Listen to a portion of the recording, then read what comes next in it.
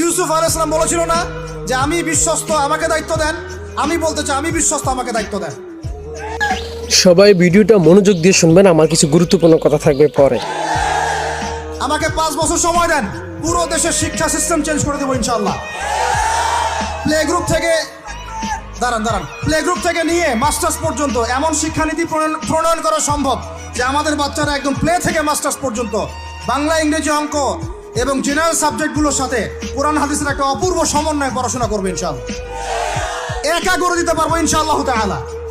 আমাকে এরকম 100 জন শিক্ষাবিদ দেন, 100 জন আলেম ওলামা দেন, একটা প্যানেল করে দেন, পুরো দেশের শিক্ষা চেঞ্জ করে দেওয়া যাবে ইনশাআল্লাহ।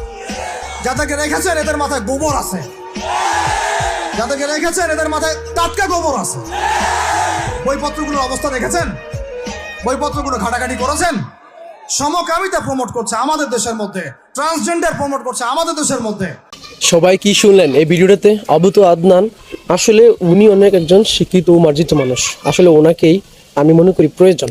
ওনাকে আসলে আপনারা তো জুলাই অভ্যুত্থানের পরে অনেকেই সুযোগ দিচ্ছেন, তো সবার প্রতি একটা রিকোয়েস্ট থাকবে, এই ভিডিওটা অবশ্যই বেশি বেশি করে শেয়ার করবেন। আর যারা ওনাকে ভালোবাসেন, যারা ওনাকে পছন্দ করেন, যারা ওনার বক্তব্য অন্তত পক্ষে শোনেন, তারা অবশ্যই তাকে ভালোবাসবেন।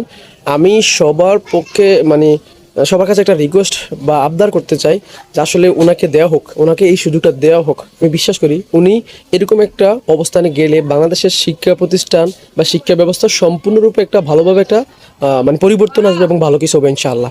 সবাই ভিডিওটা বেশি বেশি শেয়ার করবেন।